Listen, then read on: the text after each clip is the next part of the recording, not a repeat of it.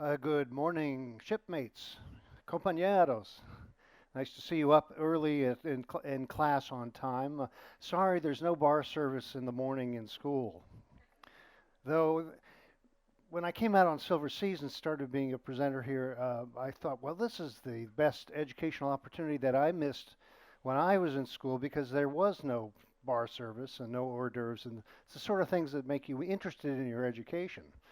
But of course, our path from Peru and Ecuador now into Panama is leading our way to the Caribbean. So ahead of our passage to the Panama Canal, I'll be talking about our next ports of call, Port Limon in Costa Rica, and then Roatan in Honduras.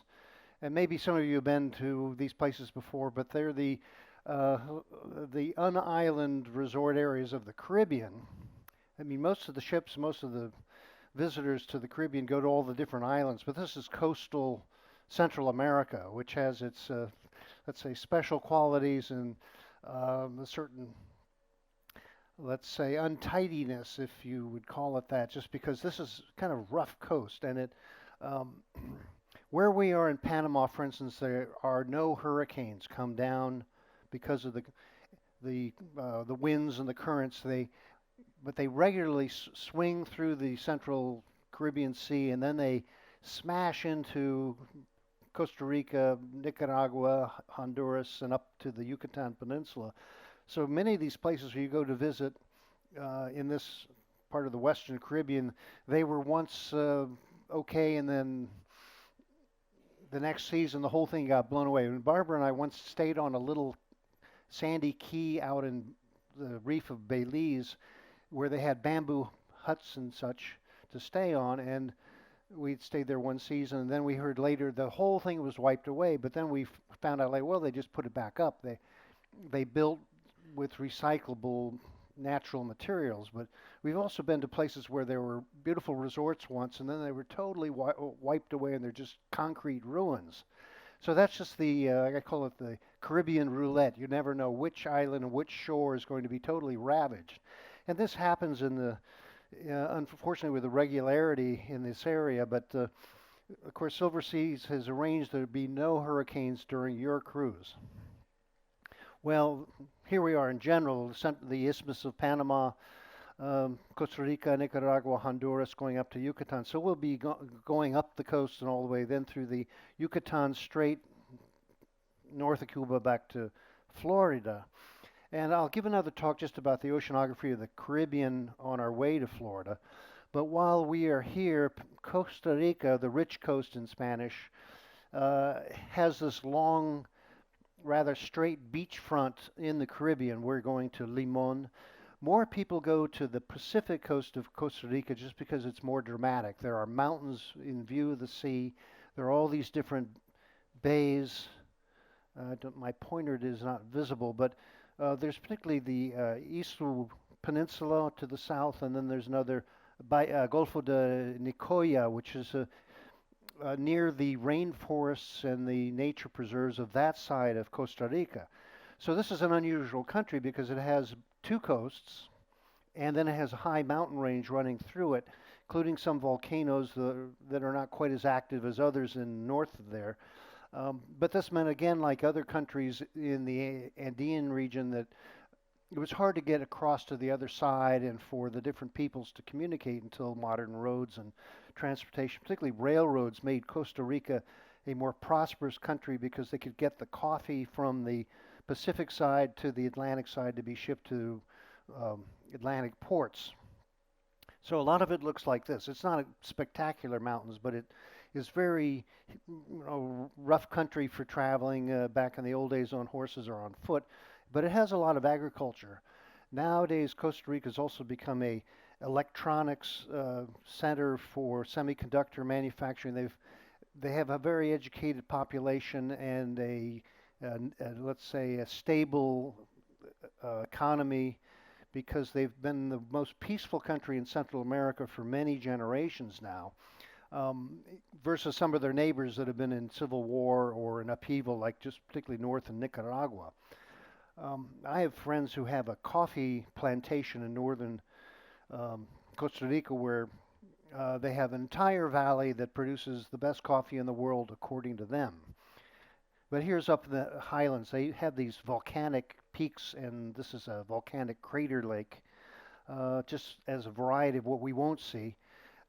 But prior to the contact and the Europeans coming to this part of the world, there was a diverse group of small indigenous people, some of whom remain, but Costa Rica is notable because it is nowhere near the population of, let's say, Peru or Mexico, and with many more indigenous people, much less a larger population. But these are the recreations of some of the, they call it Diaya people who built round thatch houses. But the unusual thing that they built as a ceremonial courtyard in front of their villages were these remarkable spherical carvings. Now, these are people with no metal, so they used other stones to sit there and chip a rock. And so they keep finding them up, sort of buried in the dirt up in the various places. But this is sort of remarkable piece of sculpture for people who just tap rocks on it. And there are a few of these people left that, so there's been, again, like many other parts of the Americas, a reappreciation of the indigenous culture, and the remaining uh, populations have been getting some more recognition or use of their language, or um, revival of some of their handicrafts. Particularly, this is a new sculpture made in that central mountain area of the two-headed deity. A lot of these people don't know what they really were back in the olden days. They have found more ceramics, for instance, and above all, they've found some remarkable gold work, what the Spanish didn't gather and melt down into bloom. So this is an effigy of a human who seems to be smoking a pipe of that, that what they call the American weed, the tobacco. And there's a group up in the Central Highlands that also make what they call animal and devil masks. And so this has become a collector's item in Costa Rica. And they have up in this area of the Central Highlands of Costa Rica a Dia de Diablitos, the Day of the Devils, where they reenact the battles with the conquistadors, and they get dressed in tiger masks and such, and they have a big fiesta and mock battles and stuff. And this is, again, something that happens around the Americas again, and where we have a home in Taos, New Mexico, where there's also a ceremony every New Year's for the um, battle with the Spanish and then the peacemaking with them. So this is a characteristic of this land, like it is in many other parts of the Americas. There were battles between the Spanish and the indigenous people at the early ages of contact, but most of them were completely suppressed. Most of the native population died of diseases anyway. And there are a few ruins from this time. This is a church from the 1600s, which was sacked and burned by the indigenous people back then.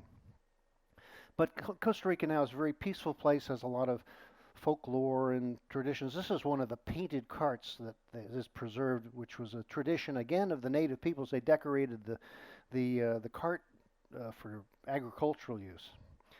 But now there's a big city of San Jose, and I don't know if you've been there. It's right in the Central Valley, and it is the political capital, the economic capital of Costa Rica, because the roads lead down to the coast either way, and everybody comes to go to university or have other business functions or government functions in Costa Rica. This is one of the campus buildings of the University of Costa Rica.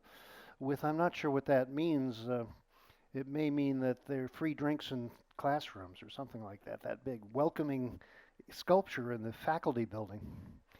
And just a night view of San Jose. So it's a pretty big, bustling town, but it's up at about 3,000 feet high, so it's not besieged by the kind of tropical heat you get down in the lowlands, like where we're going in Puerto Limon.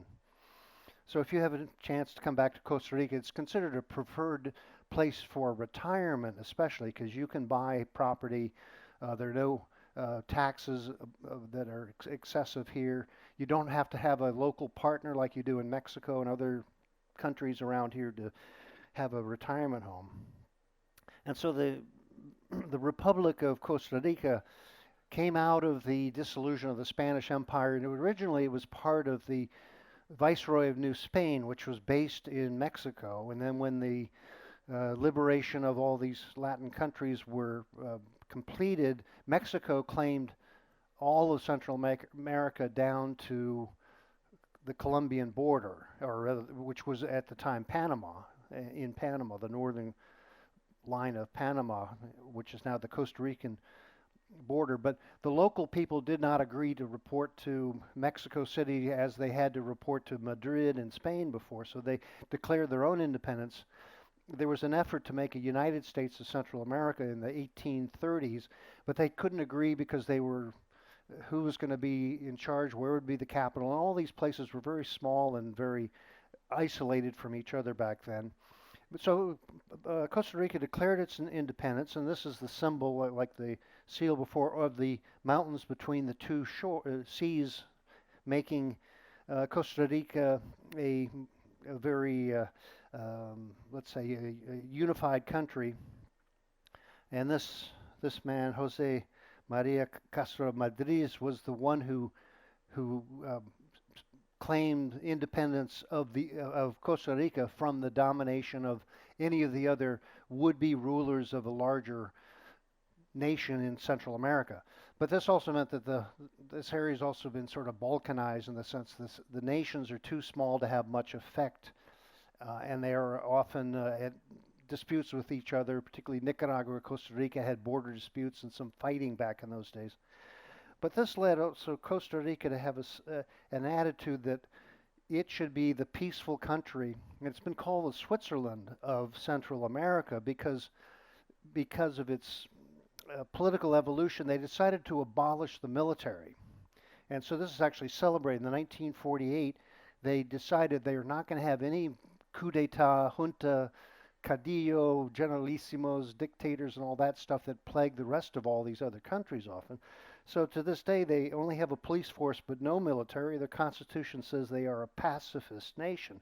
They'll devote all of their income to education, health, and other needs of their population.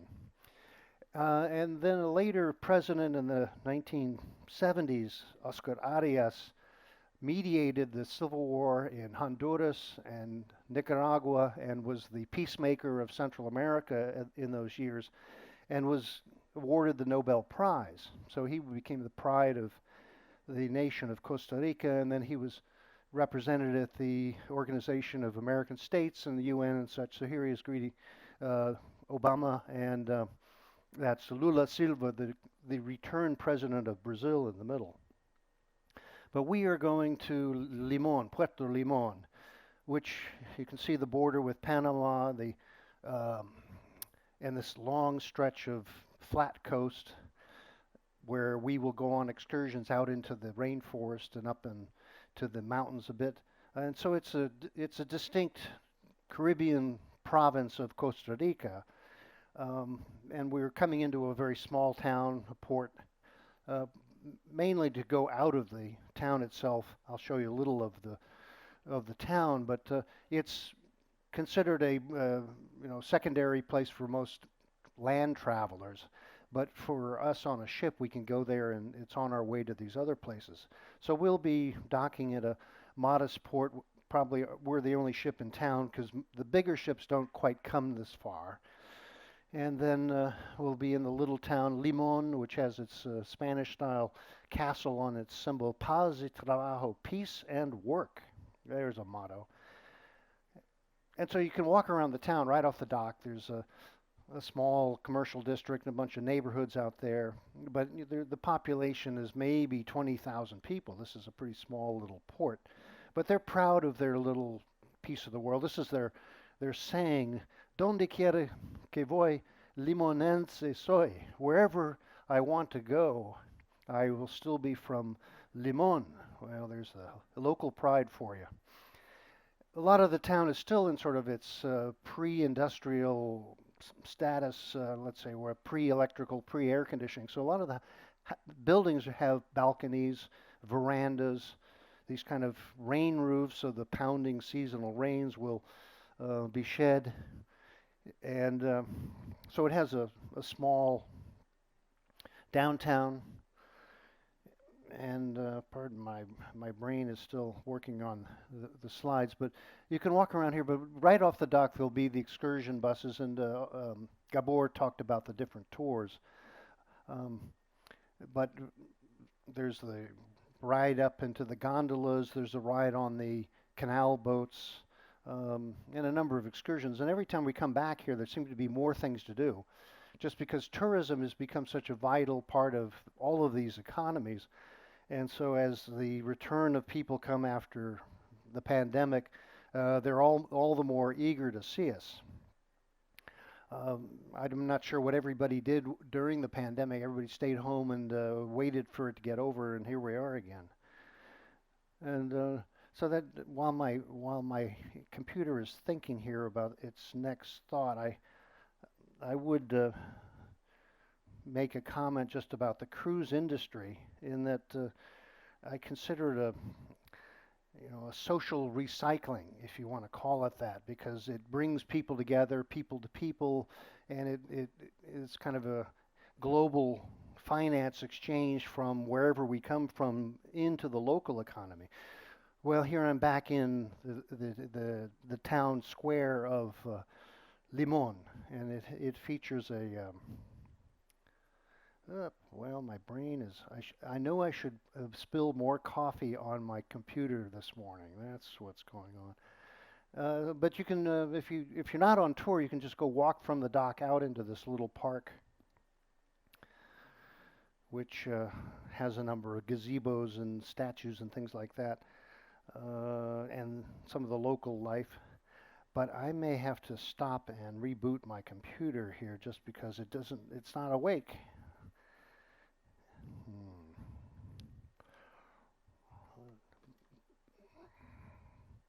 Well, that's what you get when you get a new computer. It it has a mind of its own, sort of. That's why I don't want a smartphone that's smarter than me, and I can't, I can't deal with them sometimes. Well, no, I'll just have to start over here. I'm sorry to say, because it's.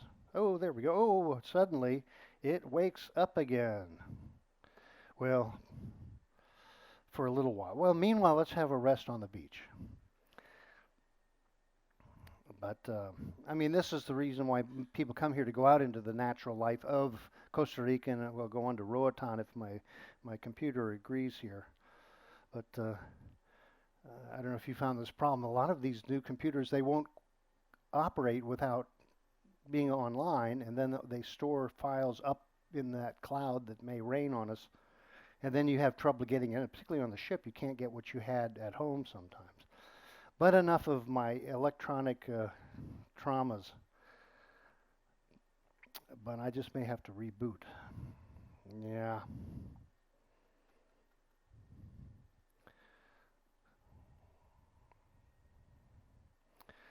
So, oh well. Time for a cocktail, isn't it right? Here's the man with the magic fingers. Yes, sir.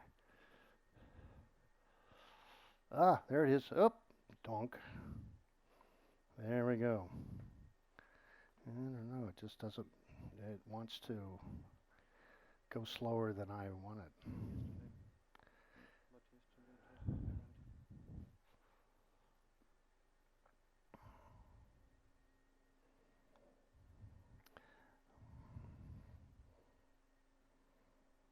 I'm going to force quit.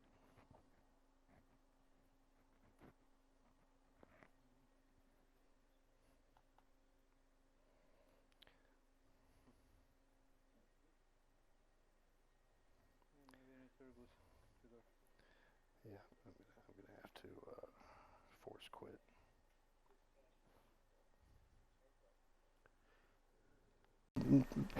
Not so much a resort town. There are beach resorts further out of town, but this has a flavor of the old style of the typical coastal town, and Puerto, in Costa Rica, which often had a unloading depot for the coffee and the bananas and all that. So you'll see them as we go out in the countryside. It's still mostly architectural. But here is the gazebo in town of Vargas Park, and some of the local curious sculptures. And there are a lot of these countries, and particularly Guayaquil, had more monuments to heroes that I'd never heard of than any place. I don't know what this is, the monument to the unknown sightseers or something. But anyway, we're going out for the excursions out into the nature, into the rainforest walks and the gondolas through the highland. This is the Veragua Forest Park, and so if you haven't done that, that's really a great trip. It's sort of floating over the jungle so you don't get your feet muddy. And then the beaches. It's hard to say much about a beach except I prefer shade. And here's one of the new resorts up the coast here with their, let's say, faux indigenous huts with, I believe they have electricity and water even though. That's what.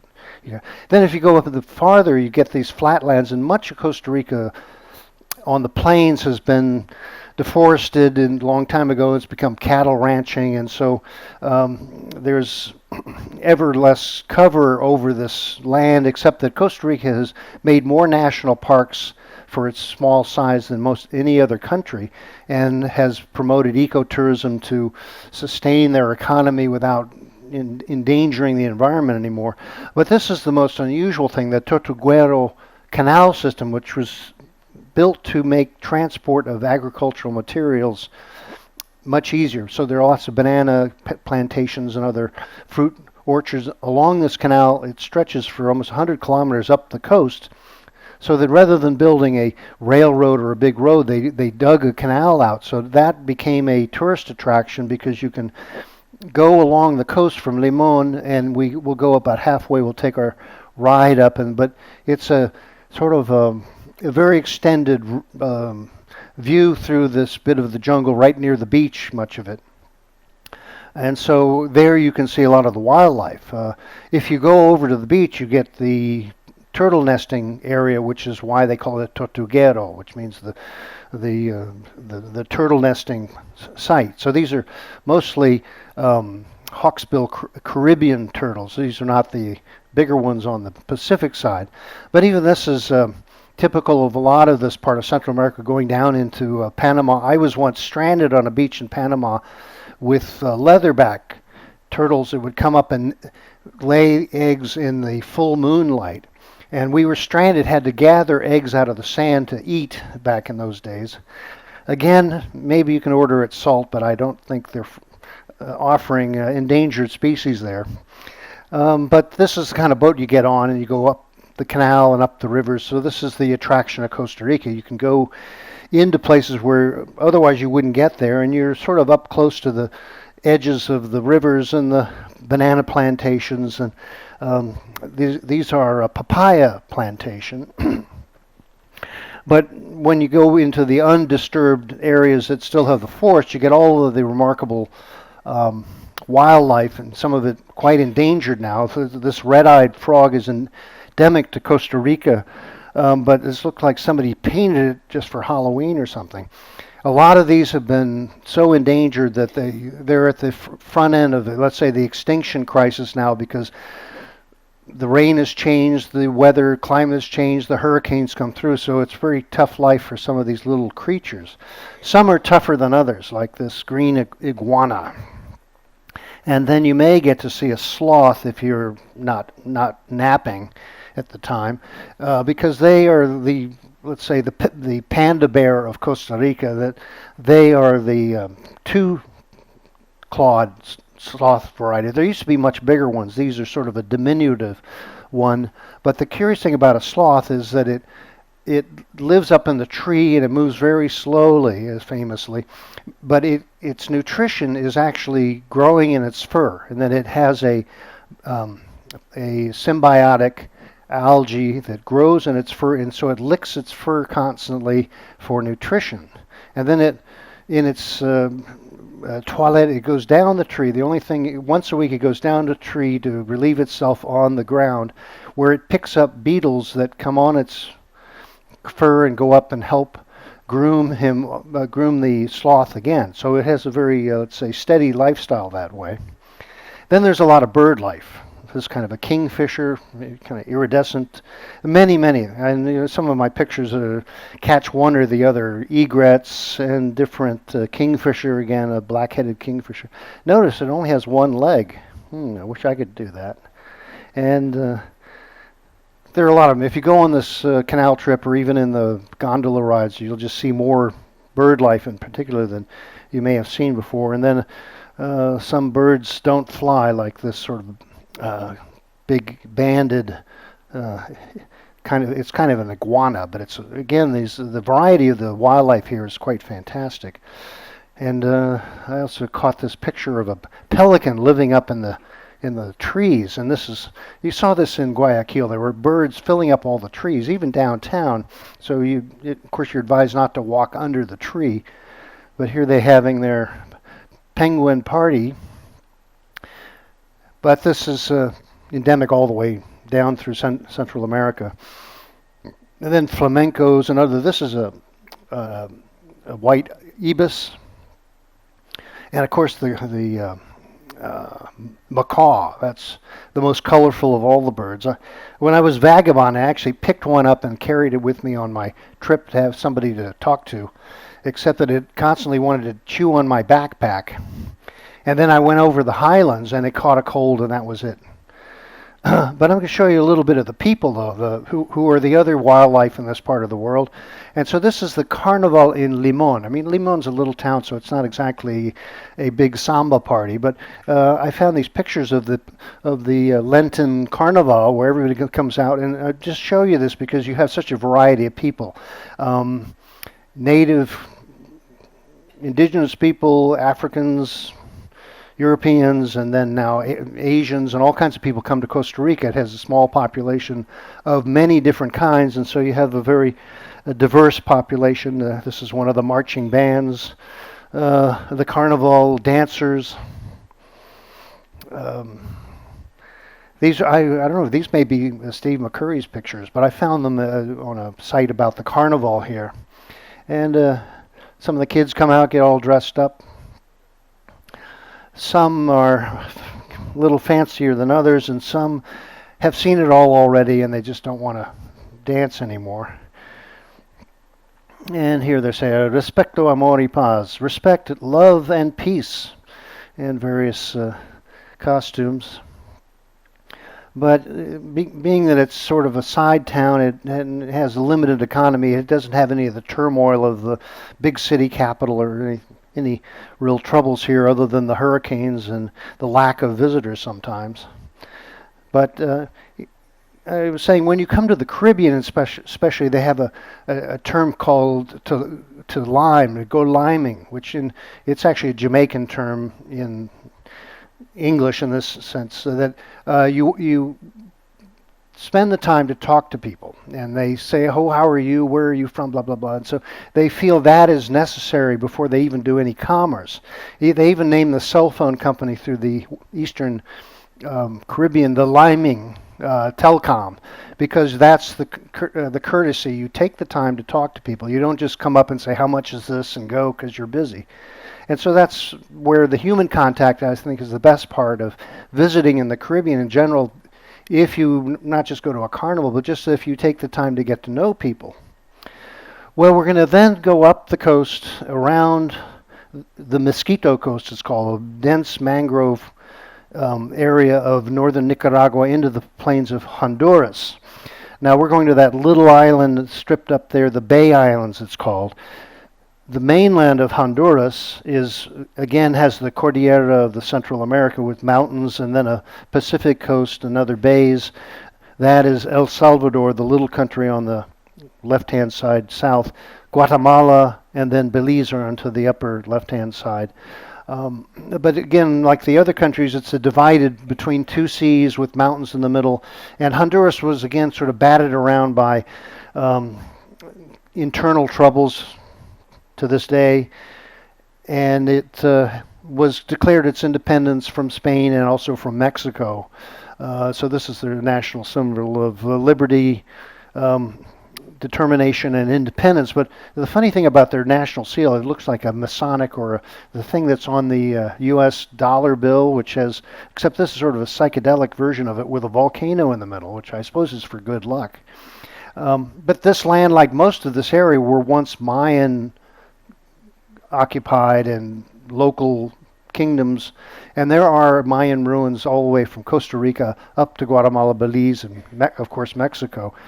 And I hope to be able to give a talk just about the Mayan culture later on our trip. But the population remains, again, a remnant of its previous size and prosperity, and particularly the Mayan people, like these up in the mountains of Honduras, are extremely poor and often are completely uneducated. The Spanish, of course, required conversion or enslavement or death. Many fled up into the mountains and have remained, let's say, poor for it ever since. And that's one of the problems of Honduras. It has an excess of people and a very desperate economy for many, and that's why there's been so much emigration out of Honduras especially. But here's a curious thing in one of the towns I found, that they take sawdust and they color it and they make these paintings on the road for the carnival again, and for the Lenten festival, and then they will sweep it up at the end of the party. But this probably comes from the ancient Mayan tradition rather than a European tradition. And so here's the boogeyman. I'm sorry, the great conquistador Hernando Cortez, who was the conqueror of Mexico, who in his cheerful manner divided, conquered, and made New Spain. And then he went down into Central America. He marched through Honduras down to Costa Rica, and he established the rule of Spain all through the area and built various forts. This is one in the town of Osa on the north coast of Honduras, which was built to prevent the English from taking it over when that struggle was going on, and the pirates and all the troubles of the Caribbean in those days. But now Honduras has a capital in the Central Valley, sort of like San Jose is to Costa Rica. This is Tegucigalpa, which is a pretty big city, and that's where people have the political and commercial capital of this small country. It also has many poor people, though. Then this is favelas or slums built out outside of town. And again, they have the problem of the hurricanes coming and knocking much of it down and sort of reinforcing the poverty of many people.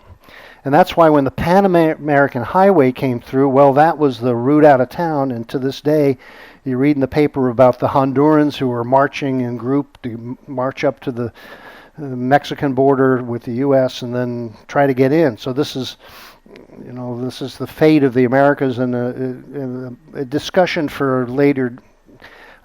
For what are we going to do about this? But anyway, when I went hitchhiking through, I only made it through the kindness of strangers, and so I was taken in as a mere youth wandering around, and so I feel sympathy for these people who helped me once. But where we're going in Roatan and then up to Belize, it has a particular cultural background, because when slavery was brought to the Caribbean islands, there were escapees and revolts and battles between, particularly the Caribe people, refused to submit, refused to work, and fought back. And this is one of their chieftains, Chatoyer, with his 5 wives, it says there, if you can see. And he led a rebellion that fought the British Army on the island of St. Vincent's. Now, this was only, so many tens of thousands of people at the time, but what they came to is the British Army could not beat the Carib and their black allies, who intermixed, and then they put up such resistance that they negotiated a treaty in 1773 where they laid down their arms in exchange for exile rather than being bombarded out or such. And so tens of thousands of these, what they call the Black Carib, moved to Belize, Guatemala, Honduras. And the Bay Islands were settled by what they call the Garifuna.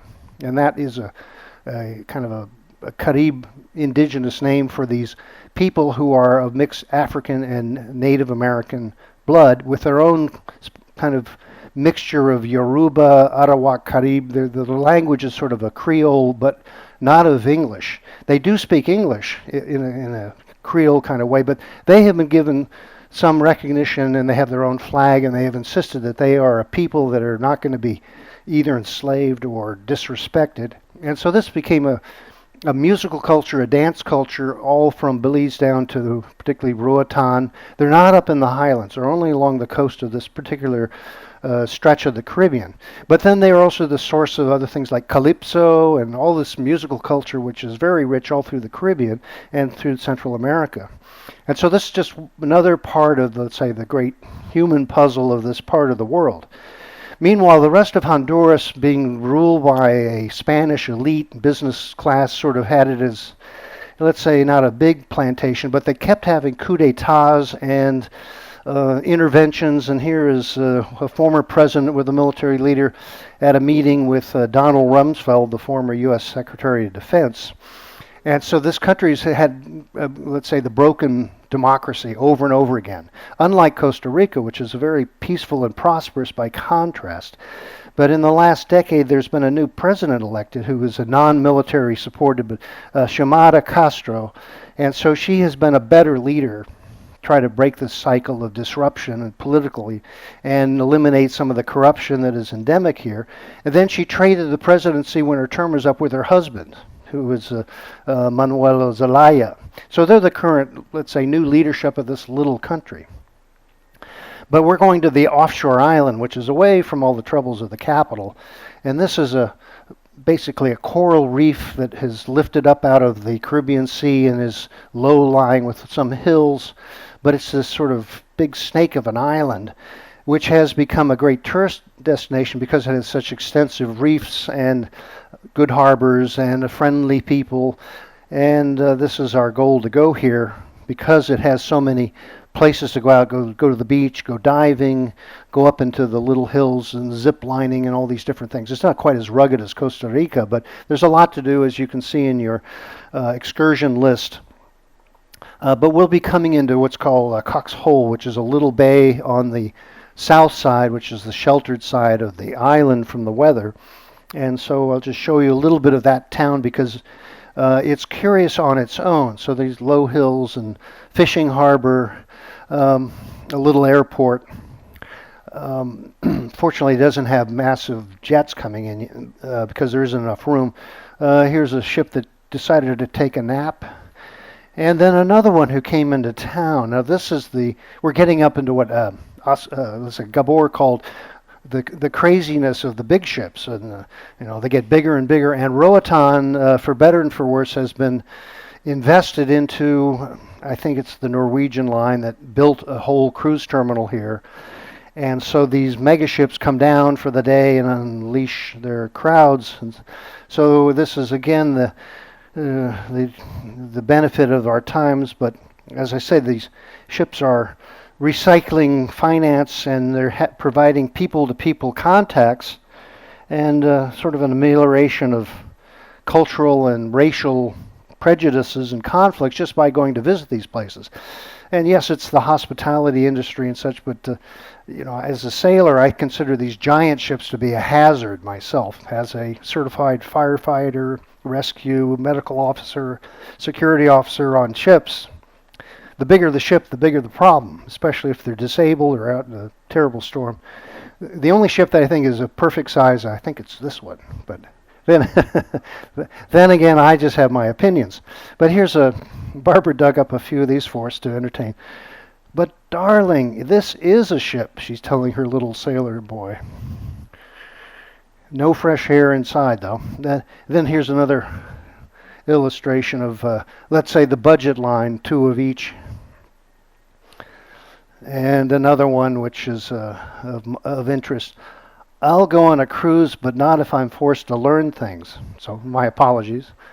And but I'll show you a little bit of this little town, which is mostly Garifuna, mixed racial and ethnic or linguistic even community. But we land at this new dock and a reception center and shops. That's one of the big ships it's in, and they fill the landing, and most people get in a bus and they go away because this town center, port of Roatan, is not open to the local people. This is one of these capture terminals where you have to be on the ship.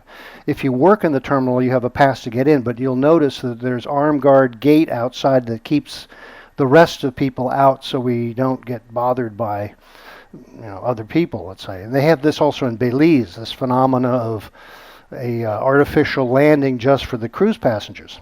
But anyway, it's done in local style, and the people are friendly, and you could get your drinky monkey, and you can get your local rum and all those sort of things that people want here, and your conch shells and things like this. So it's okay. I mean, it's geared to shopping. But then if you go through you can walk through and pass the gates out into the town. And this is a little town sort of lined along the shore with little rivers coming into it from the highlands. And this, of course, is a problem because there's a lot of flooding when the rainy season fills it up. And so it's not very big or dramatic like other places we've been. But the only wildlife that's on this island is this little sort of dog-like capybara is the name in some places. It probably has a different name in Garifuna. But these are sort of roam around in the bushes. No tigers or bears or jaguars. But so when I walked down through the town, I found Edward's place and his fancy home. Now, this might have been a British official once, because these islands were run as a territory, along with Belize, by Great Britain. And so this leftover little mansion, but notice it's on stilts for the flooding that must happen all the time. And here's the first Spanish Honduran official governor of the island. And curiously, he's the whitest man in town. But it's only an illusion. And so there are a few little shops, government offices, schools. This is a little clock tower down the road. I mean, you can walk down this in 10 minutes and come back. I'm just showing it to you because you'll probably go out for a snorkel or a nice time out in the water. But here is where you get your waterfront property with your own boat to go fishing. But a lot of it's very poor. I mean, this country is poor, and this island has been very poor, subsistence fishing mostly, until the tourism has arrived and then built up all these different things all around the island. Every year it gets more fancier resorts here. But the main street is like this, these old wooden houses and some traffic and the kids and the dulce bonito and carts with fruit and little shops. So this is the Garifuna style of a sort of hot, steamy tropical town with the people out in the day and then they party in the evening. And of course I was warned, don't go down these alleys after dark. But so there's let's say a lot of spirit in the people, especially if you drink the local juice. I mean, they're selling this with their local spiced rum, which is delicious, but your stomach may not agree with it. I recommend not trying the local thing unless you want to stay for a while. And you can see the woman and her little daughter all dressed up to go to town. The town is 1-2 blocks in and then just along the waterfront. So it's about as small a place as you can go to. But I'm just showing this to you because the people are very animated and very friendly, and they're busy in the day when I was going through there. But it sort of has this Caribbean flavor that is curious. I don't know if she'll fit into the dress that she's selling on the other side, but so and the young ones are all online. There's a a college on the island, so people are now connected to the world. They're knowing more, and many of them leave. Of course, the youth generally leave these kind of places.